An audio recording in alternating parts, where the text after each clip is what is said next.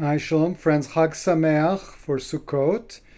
The Piaseczner Rebbe in the second day of Sukkot in 1940 gave a drosha, a very, very powerful drosha, which was also in memory of his son, Rebbe Elimelech ben Sion, who had been killed a year before in the German bombings of Warsaw, and his first yortzeit was on the second day of Sukkot.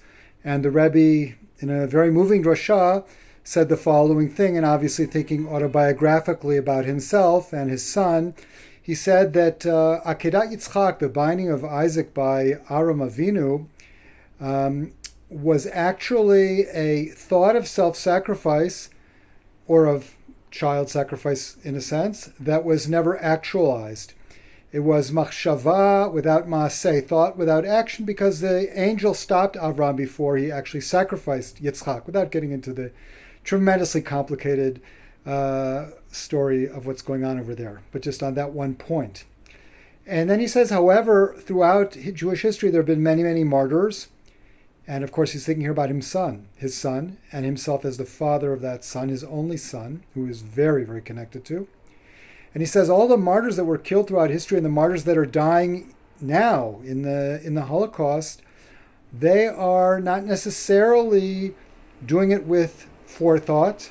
It's not necessarily with intention to do the mitzvah of Kiddush Hashem, of sanctifying God's name. Nonetheless, he says they are actually the final aspect of the process of the Akedah, of the binding of Isaac, because they, even if they don't have machshava, if they don't have forethought, they have maaseh. The action itself is done. They're killed to sanctify God's name.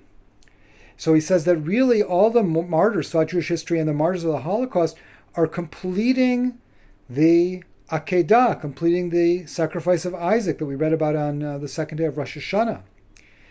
And therefore, obviously, he says those people are on a very, very high spiritual level. I think he's thinking about himself, that he sacrificed his son, so to speak, obviously without any intention of doing so and with every intention of avoiding such a thing. And he says, therefore, we need to do tshuva. And part of our tshuva is for the memory and for the aliyat neshama, for the uplifting of the souls of those people who gave their lives. And part of the reason that we do tshuva is so that their sacrifice will not have been in vain. That's what he said on Sukkot, because it was the yortzeit. Nonetheless, Chag Sameach.